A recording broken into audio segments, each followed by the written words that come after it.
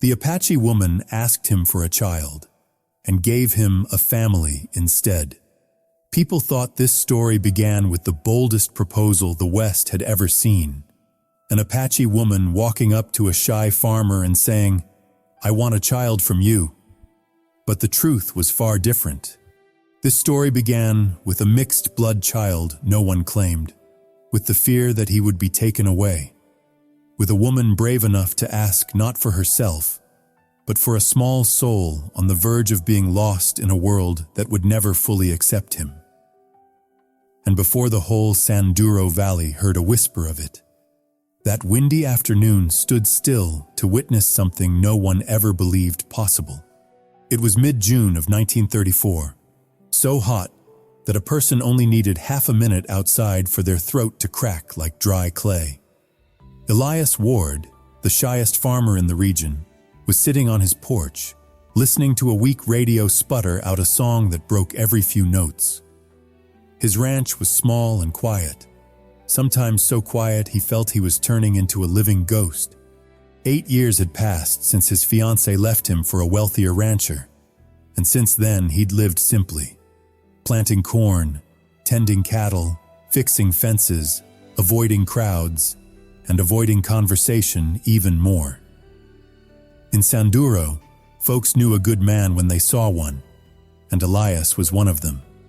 But they also knew he couldn't make it through a full sentence around women without blushing like a schoolboy. That afternoon, while he watched the red dust tumble in the wind, a figure appeared on the road.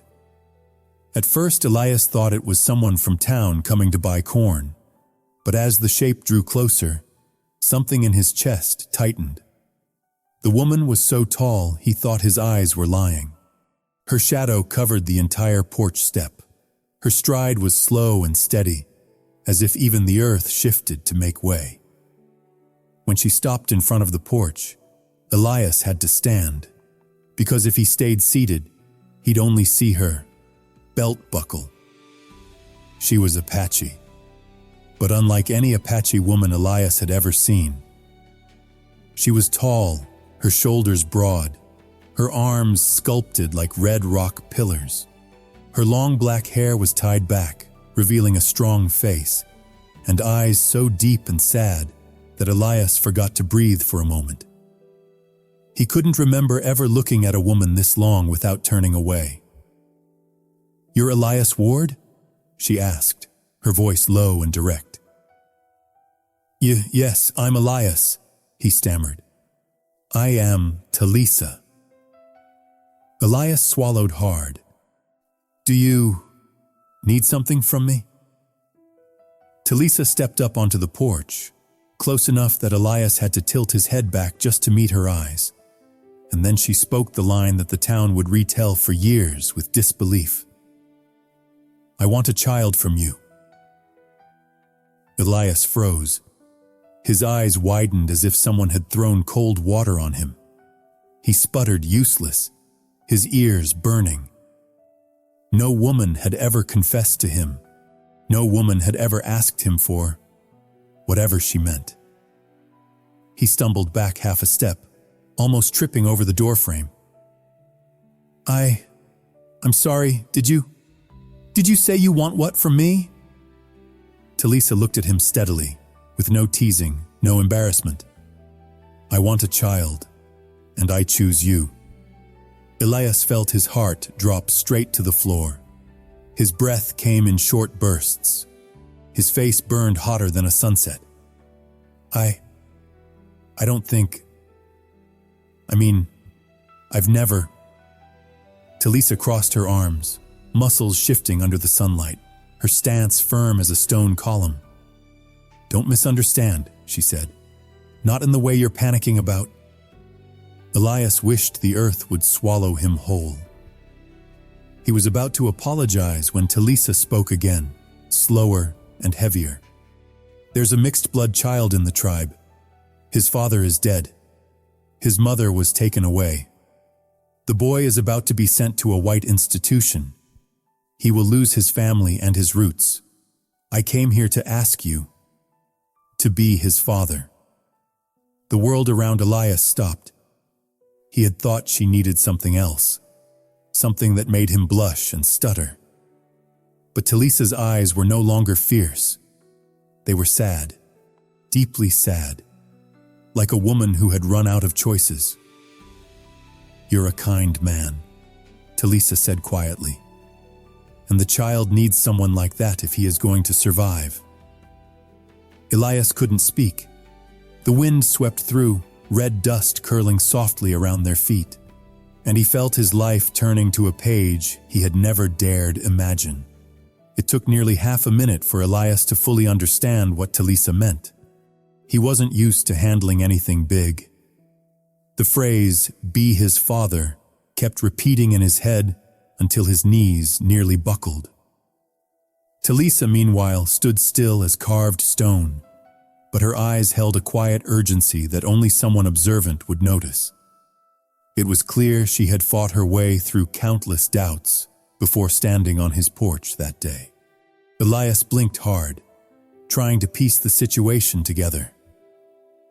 You came here to ask me to take in an Apache child?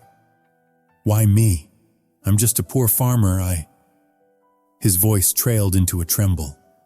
"Because you're kind," Talisa repeated, not as a compliment, but as a fact she had already verified.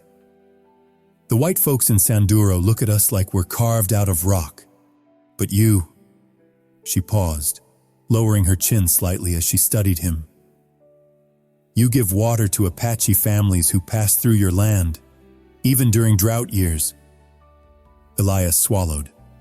"That's what anyone should do." "But no one does," Talisa replied firmly. The truth of it made Elias fall silent. He'd always been gentle, but he never imagined that small kindnesses of his were noticed by anyone, least of all someone like Talisa, taller than him by a full head, strong enough that he didn't know where to look without feeling flimsy. Talisa continued, her voice slower, as if she wanted to make sure he grasped every word. "This mixed-blood child, he has no one. White people don't want him. Some in the tribe don't want him either. If he's taken to a government school, he'll grow up without his language, without our customs, without even knowing his father's name." She looked out toward the hot, dusty horizon. "He'll lose everything."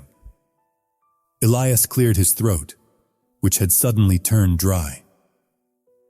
"What about you? Can't you keep him?" For the first time since their conversation began, Talisa's strength wavered. "I asked, but the new laws say tribal women can't adopt a mixed-blood child without a white man's name on the papers.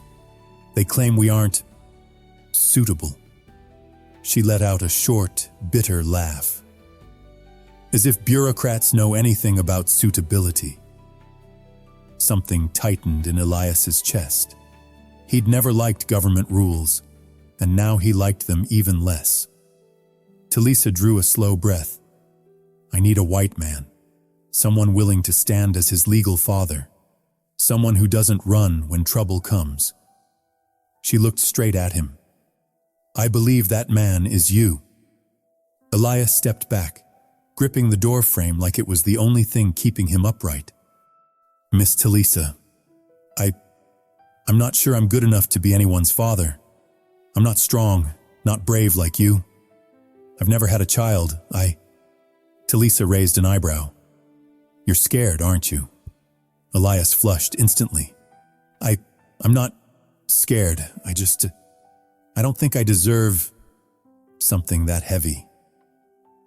Talisa looked at him like he was a boy who misunderstood the simplest truth. A child doesn't need someone perfect," she said. "He needs someone who won't abandon him." Elias lowered his gaze, his hands twisted together. Old wounds from 8 years ago, the fiancé who left him, felt as if the hot wind had scraped them open again. He'd lived alone for so long that even hearing the word family made him shake. He feared not being enough, not being strong, not being worth anything.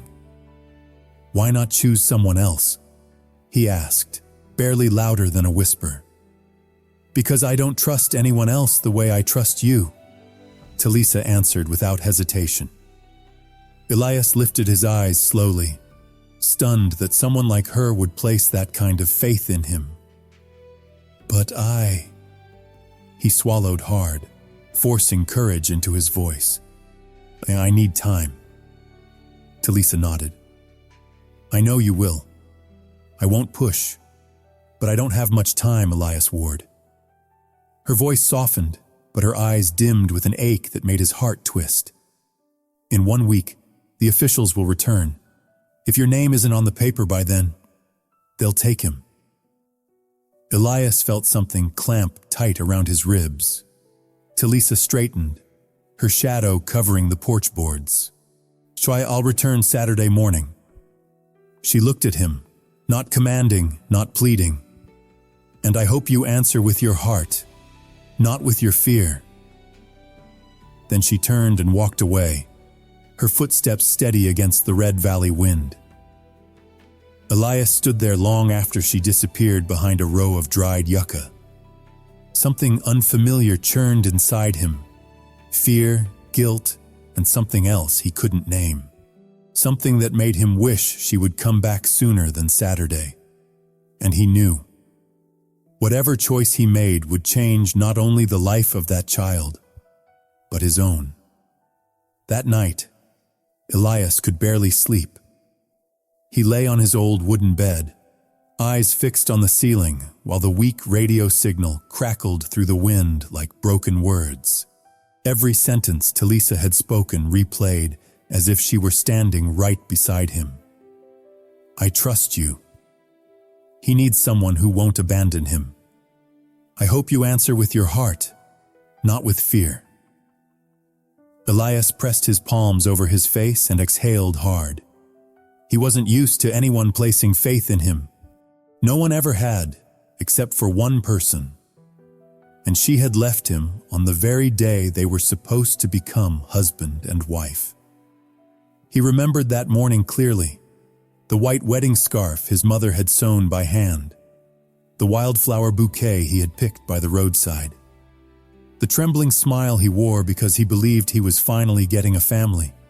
But when he arrived at the bride's house, her cousin met him at the door and said the sentence that shattered his world. "She's gone, Elias. She left with someone who can give her a better future." He had stood on the porch in the rain for an hour, unable to say a word. From that day on, Elias never looked a woman in the eyes for more than a few seconds. He always thought, "I'm not enough." And now, a towering Apache woman, tall enough to make his doorway feel small, had told him she believed he could be a father. Talisa spoke it like a truth written into the land itself. It warmed him and terrified him. The next morning, he tried to work as usual, feeding the cattle, checking his traps, fixing the water pipe. But his hands wouldn't hold steady. Water splashed everywhere. The shovel slipped and struck his foot twice. When he went to repair the fence behind the house, a sudden gust of wind nearly knocked him over. He braced a hand on the fence and muttered to himself, "Elias, you can't keep a shovel straight. How are you supposed to handle something this big?" A voice behind him made him jump so hard the hammer nearly flew out of his hand. "Talking to the fence again, are you?" Elias spun around. It was Mrs. Callahan, the widowed neighbor who knew everything about everyone in the valley. She looked at him with an expression that practically said, "I know something's going on." "That girl from town said she saw that Apache woman at your house yesterday," Mrs. Callahan continued, blunt as a pistol shot. "Said she was tall as a cactus and looked at you like she was fixing to swallow you whole." Elias turned red from his ears to his collar. "No. I mean, she came because of something serious." Mrs. Callahan folded her arms, eyes sharp with curiosity.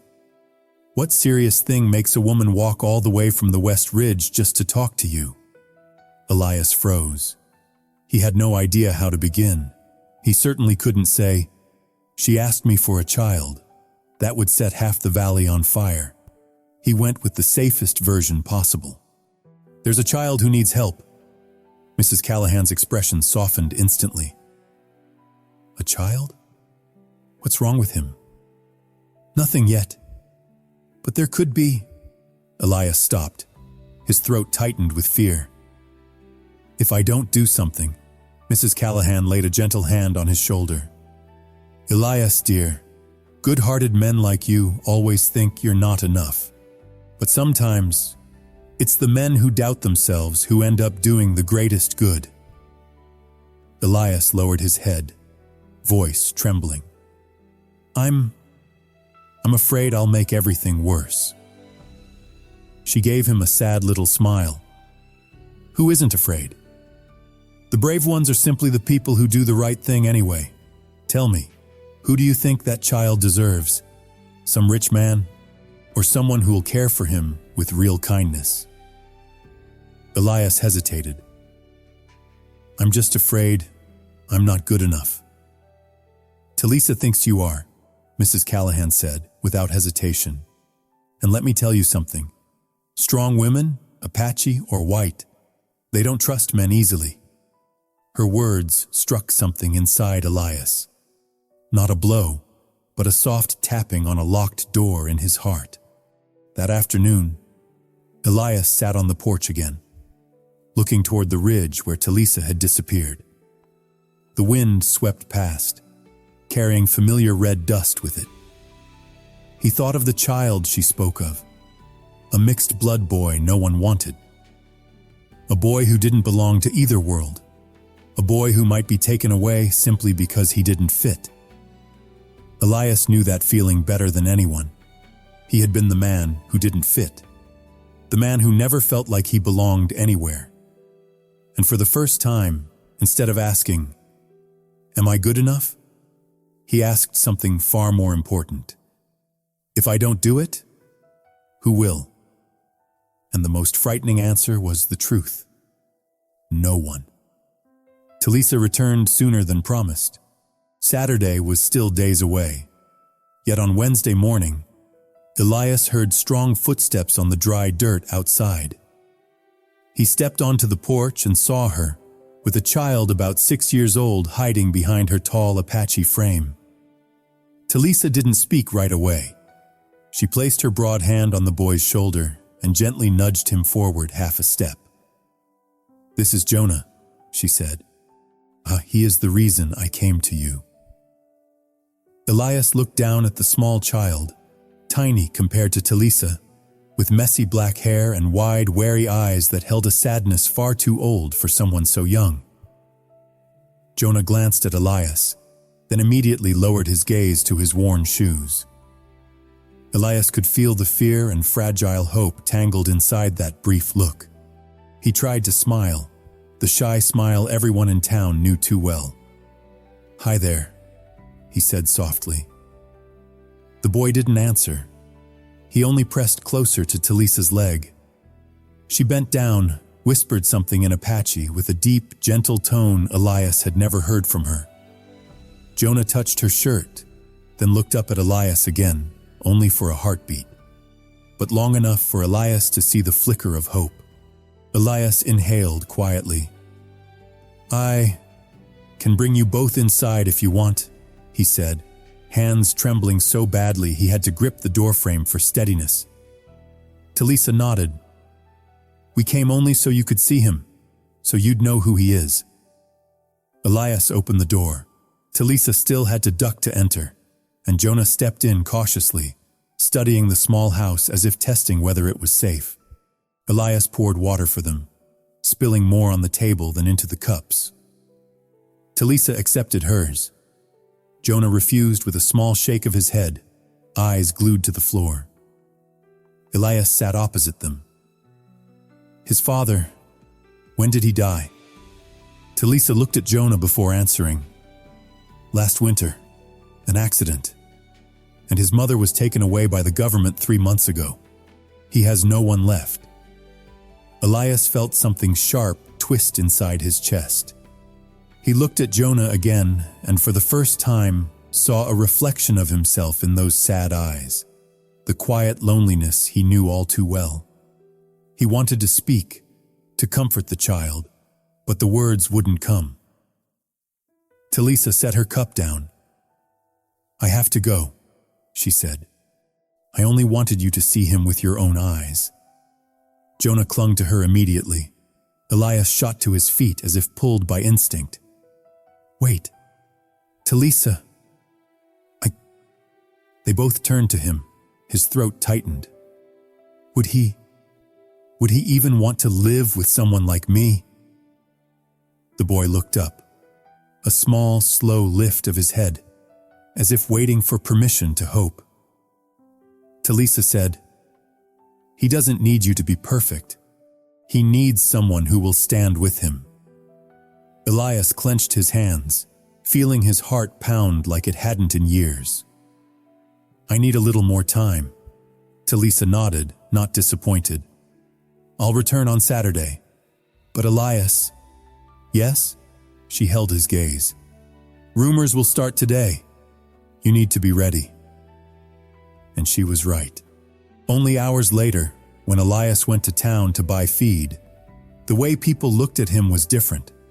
Many curious glances, some judgmental, and enough whispers for him to hear clearly. It was that Apache woman. Mixed kid, wasn't it? Elias Ward adopting someone's child? Or is it his? Elias flushed bright red, sweat collecting at his neck. He had never handled attention well, much less gossip. When he stepped into the general store, Mrs. Callahan was already there. Whether by accident or design was anyone's guess. "So the Apache woman brought a child to your place, Elias?" she asked bluntly. Elias nearly bolted through the back door, but he remembered Talisa's words. "Answer with your heart, not with fear." He took a steadying breath. "Yes," he said. His voice was small but clear. "There's a child who needs help." Mrs. Callahan studied him for a long moment, then nodded gently. "Then you're doing the right thing. Don't let the town's chatter scare you off." Not everyone was so kind. On the road home, Elias heard more harsh whispers. Lonely men make foolish choices. A mixed kid will bring trouble. He can't handle something like that. Each sentence felt like a pin stuck into the thin fabric of his confidence. By the time he reached the farm, his hands were still shaking. But when he sat on the porch and looked toward the western ridge where Talisa and the child lived, one truth settled firmly in his chest. Gossip could frighten him, and the judgment of others could make him blush and sweat. But none of that was as terrifying as letting that boy lose his last chance at family. And that was when something small but steady sparked inside Elias. A flicker of courage no bigger than a thumbnail, but stronger than anything he'd ever felt before. Friday arrived under an unusually heavy sky. Gray clouds drifted down from the north like a warning of something unwelcome. Elias woke early and tried fixing the loose hinge on the barn door, but his hands wouldn't stay steady. The closer it got to the day Talisa was supposed to return, the more a quiet dread pressed on his chest. Not a fear of adoption, but a fear he might already be too late. By mid-morning, wheels crunched over the red dirt at the end of his road. Elias looked up and saw a wagon from the Indian agency, the kind both Apache and white folks disliked. Two men stepped down, pale blue uniforms, stiff hats, faces carved from stone. "You Elias Ward?" the taller one asked, voice sharp with bureaucracy. Elias froze. "Yes, I'm Elias. We're here about a mixed Apache child reported near this property." Elias felt his stomach drop. He hasn't done anything wrong." "This isn't about right or wrong," the agent replied. and we've been informed the child has no legal family. Under federal policy, a mixed child without official guardianship must be placed into the government system. Elias felt his blood go cold. Where would that system send him? The man answered like reading from a manual. Boarding school, training center, depends. Elias clenched his fists, trying to keep his voice calm. But he still has Talisa. She loves him. She wants to raise him. She's not qualified, the man said flatly. This year's record cleanup doesn't allow Native women to claim a mixed child without a white cosigner. Elias felt like he'd been punched. The agents exchanged a look, then continued. We were told the Apache woman brought the child into this area. Elias didn't answer. Did you see him? Elias wanted to say no, wanted to protect the boy, but his throat locked. These were government men. They had laws. They had authority. And he was just one farmer with nothing but a heart trying to do right. Sometimes what is right ends up trapped between two worlds that refuse to listen. At last he managed to say, I can't discuss this without her. The man frowned. Yah will return Saturday morning. If the child is here without legal guardianship, we will remove him. Elias stood watching them leave, red dust spiraling behind their wheels. A hard gust of wind rattled the porch like the land itself sensed trouble coming. When they disappeared, Elias dropped to the steps and held his head in both hands. He had never felt so small, not because of the agents, but because he realized a painful truth. He wasn't thinking only about the boy anymore. He was thinking about Talisa, about her eyes when she said, "Don't abandon him," about how she stood like a warrior in the wind but shook inside when she feared losing Jonah, about the way she said, "I trust you." And Elias was terrified he might disappoint her. By late afternoon, a dust storm rolled in, the sky burning red like a field on fire. Elias was covering the well when he heard hurried footsteps. He turned. It was Talisa, with Jonah clinging to her side. Wind whipped her leather jacket and dust clung to her hair, but her eyes held a worry she couldn't hide. Elias, she said, breath uneven. They came earlier than I expected. I saw their wagon by the ridge. Elias nodded, throat tight. They said they'll be back Saturday. If I'm not listed as guardian by then, they'll take him. Jonah clung to her jacket, eyes wide with fear. Elias knelt so he was level with the boy. You'll be all right, he said, voice shaky but honest. I'll do everything I can. Talisa looked at him, her eyes carrying both hope and pain. So, Elias Ward, have you decided? The wind pulled red dust into a swirling ring around them, and Elias knew, right then, that his life was about to turn. No backing away, no hiding behind fear. If he didn't speak now, tomorrow would be too late. He rose to his feet, hands still trembling, but his voice no longer did. I'll be his father. Jonah looked up, eyes wide, tears threatening to fall, then broke into the smallest, weakest smile Elias had ever seen. Talisa looked at him too, and for the first time her strong features softened completely. She didn't say a word, but her eyes said everything. The storm winds still swept across San Duro Valley, but in that moment, Elias had never felt more steady in his life. Saturday morning came with a silver-gray sky stretched across San Duro.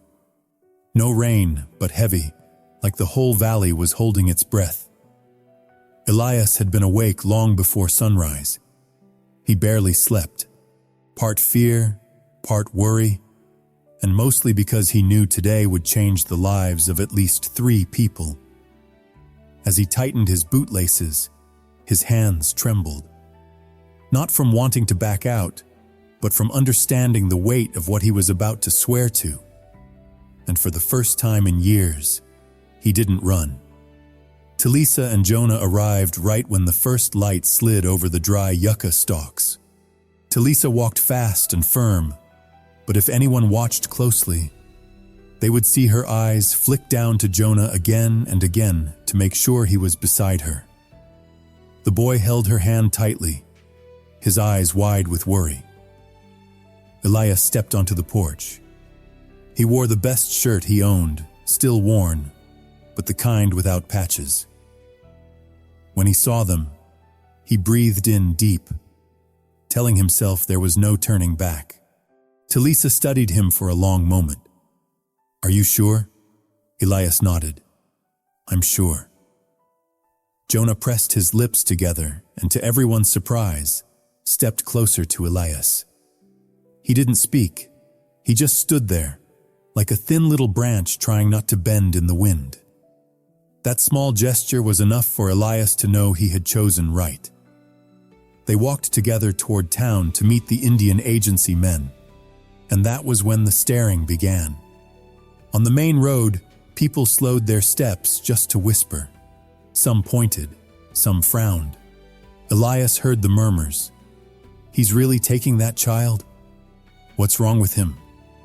And that Apache woman, built like a Clydesdale. Elias's face heated, but he didn't look away. He remembered Talisa's words. "Answer with your heart, not your fear." When the three of them stepped inside the small Indian agency office, the two agents from the day before were already waiting. Their faces were as cold as yesterday, but this time there was a new pinch of annoyance when they saw Elias with Talisa and Jonah. "Mr. Ward," the taller man said, "have you made up your mind?" Elias stood straighter, though his legs wobbled. "I want to sign as guardian." Talisa didn't touch him or speak. Her presence alone was the pillar he leaned on whenever he felt like shaking. The agent flipped through paperwork, scanning Elias from head to toe. "You understand what this responsibility means. The child is mixed. That means the town will talk. You may face harassment. You may be reviewed often." Elias swallowed hard. "I understand." "You have no wife," the second man added. "You live alone. Do you have enough income?" Elias breathed slowly. "I have a small farm. Not wealthy, but enough. And I'll take care of him." The agent leaned back. "Your property may not meet all standards for raising a child." Elias flushed with embarrassment. He wasn't wealthy. He wasn't strong or impressive. Not a man with status like someone Talisa deserved to stand beside. But he said it softly and clearly.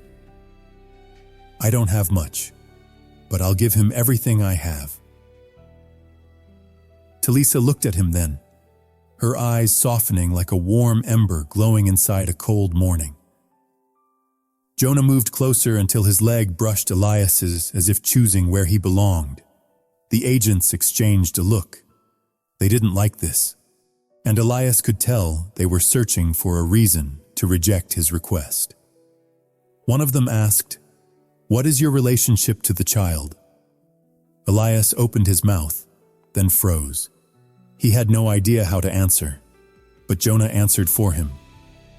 The boy stepped half a step forward, touched Elias's hand with a tiny trembling one, and whispered, He doesn't scare me." A simple sentence, but in the small room, it boomed like thunder. The agents went silent. Talisa looked down at Jonah, her face soft enough to break a heart. Elias couldn't speak. No one had ever said something like that about him before. Finally, the taller agent spoke. "We'll send this to the regional center. If nothing conflicts, you'll be granted temporary guardianship." Elias exhaled, but the agent continued. However, you will be monitored closely. If at any point you appear unfit, the child will be removed immediately. Elias nodded, not angry, not arguing. I'll do everything I can to keep him. When they stepped outside, dozens of eyes turned toward them again, some cold, some judgmental. But among all of it, there was one thing that mattered. Jonah held Elias's hand like he had made his decision already. And Talisa whispered, soft enough for only Elias to hear. You just did something men 3 times stronger might not dare to do. Elias flushed so hard he had to turn away, but deep inside something warm flickered to life. Not pride, not bravado, something else. Something like belonging. A feeling he thought he'd never have again. From the day Elias officially became Jonah's temporary guardian, the little farm at the edge of San Duro changed. Not loudly and not in any dramatic way. It changed in small, quiet ways, just enough for anyone paying attention to sense something unusual. The air felt warmer, even though the sun still burned and the wind still carried dust. On Jonah's first morning at the farm, he sat on the porch steps with his arms around his knees, watching the sun lift slowly above the horizon. He did not speak, but Elias saw the familiar alertness of children who had been moved from place to place. Elias did not want to scare him, so he simply placed a glass of milk beside him and sat down. No questions, no pressure, no forced conversation, just silence, shared gently. After a while, Jonah glanced at the milk, then at Elias. Elias gave a small nod that meant drink if you want to, and the boy did. Just that small act made something warm flicker in Elias's chest, warmer than the morning itself. Around noon, Talisa walked down from the western ridge to check on them. She stepped into the farmyard and saw Jonah standing beside Elias, carefully pulling small onions from a basket and placing them on the table. His posture was straight, his eyes focused as if this was the most serious job in the world. Talisa folded her arms and raised a brow. He is working already? Elias blushed and scratched his head.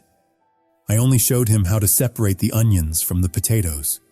He wanted to help. Jonah looked up, worried he might be in trouble, but Talisa walked over, touched his shoulder and said, You did well. The praise turned Jonah's cheeks pink, just like Elias always did when women spoke to him. That night they ate together. Elias cooked his usual stew, the simple dish he had eaten through 8 lonely years, with beef and carrots and potatoes. But tonight it smelled better.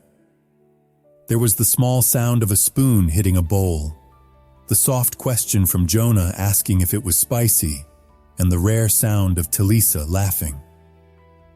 When Jonah shifted closer to her, Elias looked at them and then at his little kitchen. It was plain and worn, with cracked walls and a single yellow bulb hanging low. Yet for the first time, it did not feel empty. The next day, Jonah followed Elias out to the fields. He hardly spoke, but he stayed close, as if stepping too far away would send him somewhere he did not want to go. Elias explained everything gently, checking the soil, looking for sprouting corn, showing how to spot rabbit bites on the leaves. Jonah did not answer, but his focused eyes said everything. He was trying to learn, trying to belong. Later in the afternoon, the wind picked up. Talisa had returned to the tribe, but promised to come back before nightfall. Elias was cleaning the barn when he heard quick footsteps. Jonah ran in and wrapped both arms around his leg, breathing fast. The wind is too loud. He did not say he was scared. He did not need to. Elias placed a hand on his head and rubbed gently. "You are safe here." Jonah gripped him even tighter. And in that moment, Elias felt a connection he had never imagined having with any child. Not because he was trying to be a good father, not because he knew how, but because Jonah chose to trust him. When night fell, Talisa returned with a thin blanket. "I think Jonah should sleep here tonight," she said. Elias nodded. "He can sleep in the small room next to mine." Jonah went in first. Talisa lingered at the doorway and looked at Elias. "You are doing better than you think," she said softly. Elias flushed. "I am just trying to do what is right." Talisa shook her head. "No, you are doing it with your heart. Not everyone can." Before she left, she added one more sentence. It was the one that made Elias's heart slam so hard he had to hold onto the doorframe. "You, the two of you, look like a family." When she disappeared into the darkness, Elias stood on the porch for a long time. Inside, Jonah was curled under the blanket, already asleep, and Elias, for the first time in years, did not feel alone. He knew he was not perfect. He was still clumsy and shy, still worried about judgment. But as he looked at Jonah sleeping peacefully, Elias finally admitted to himself something he had not dared to say before. He wanted both of them beside him, not from duty, not because Talisa had asked, but because something inside him had begun to shift from the moment she stepped onto his porch and placed that child into his life. Like a small flame lighting a long-forgotten corner. And family, he realized, sometimes begins exactly that simply. 2 weeks later, the Indian agency returned. This time, they did not announce it. A car rolled to a stop at the gate, dust rising behind it, and 3 men stepped out. Elias was stacking feed bags when he saw them, and his heart seemed to drop straight into his stomach. Jonah had been playing with the cat on the porch. The moment he saw the agents, he froze, eyes wide like a cornered deer. Talisa had just arrived, still on horseback. She had not even dismounted yet. The lead agent stepped forward, his voice dry as gravel. "Mr. Ward, we are here to assess the child's living conditions." Elias moved in front of Jonah on instinct. "He is living well here. We will be the judge of that."